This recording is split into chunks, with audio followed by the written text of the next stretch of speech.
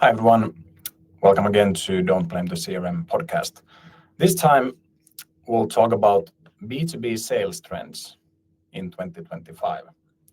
You might know that at Vino we have a long history of predicting the upcoming important sales trends. We have done it already for 10 years.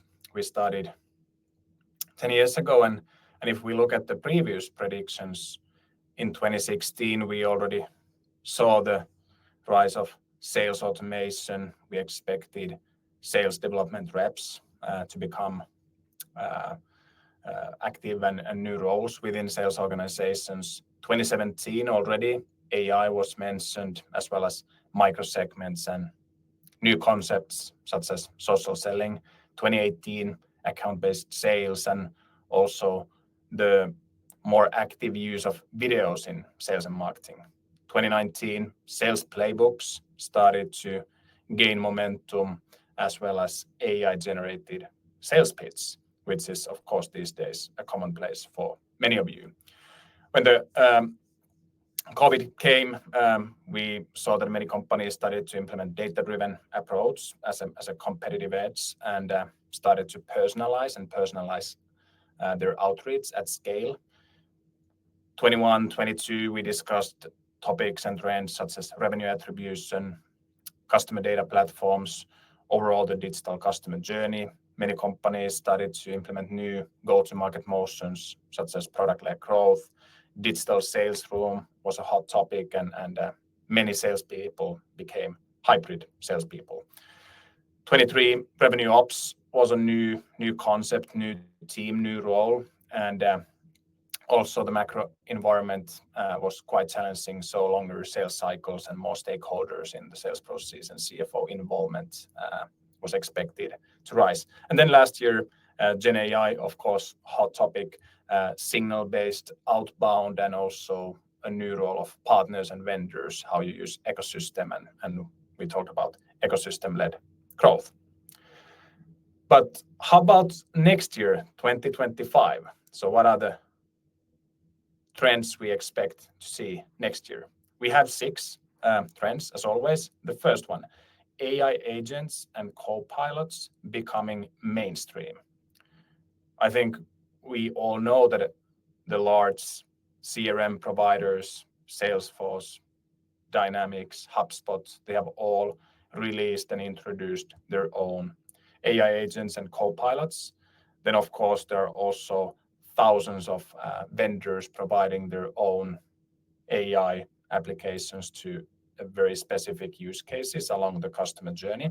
And companies also have internal teams in place these days to build these customized agents. So we believe that because they're now available within the CRMs, they will become mainstream and help salespeople to take care of the recurring tasks, whether it's researching competitors, drafting an email, or creating a blog post, or simply putting together a sales report.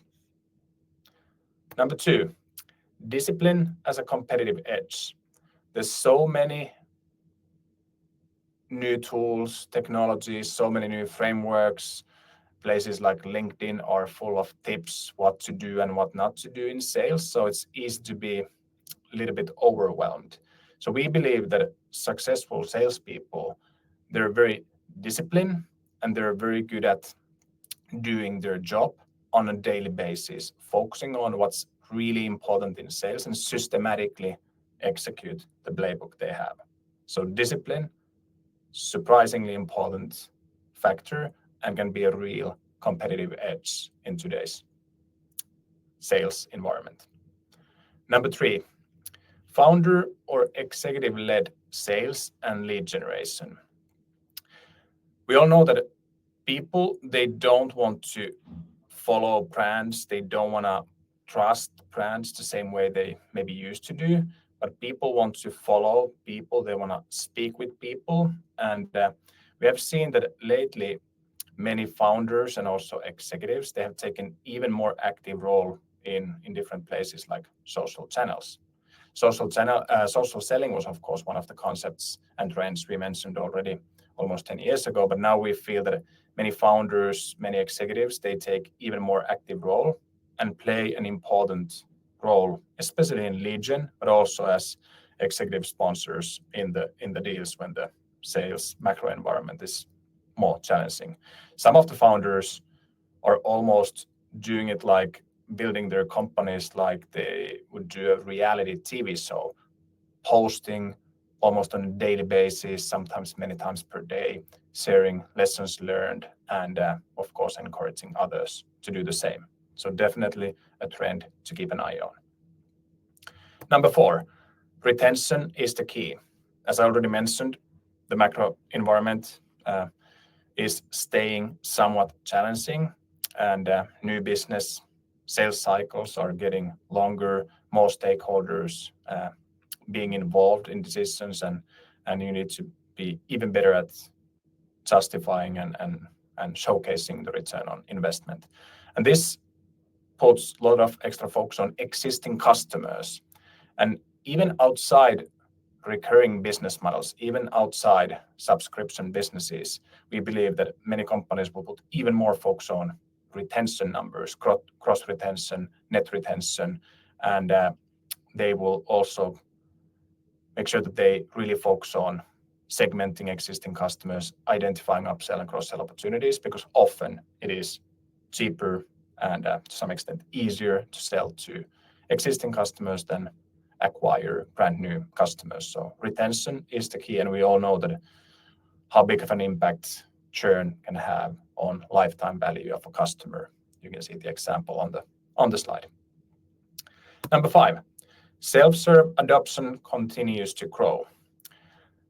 We have seen this year, 2024, many studies and new research made by Gartner, made by Forrester, that now when we have millennials and new generations not only joining the workforce, but also joining the decision maker roles, they prefer even more self-serve channels.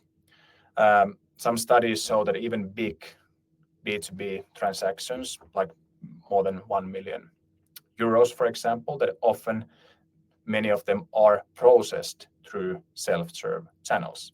And when I say transaction is processed, I don't mean that there wasn't any salesperson involvement in the sales process, but transactions are processed in the self-serve channels such as vendor marketplaces or website.